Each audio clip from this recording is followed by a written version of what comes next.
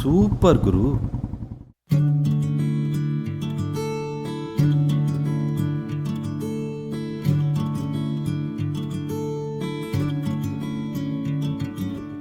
ಈ ಜೀವನ ಒಂದು ಸುಂದರ ತಾಣ, ನಿಲ್ದಾಣ, ಪ್ರಯಾಣ.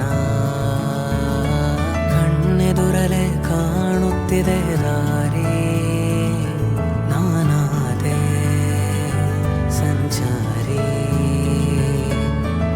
ನೆನಪಾಗಿದೆ ಹಳೆಯ ಆ ದಿನಗಳ ವಿಷಯ, ಸಾಕಾಗದು ಸಮಯ ವಿವರಿಸಲು.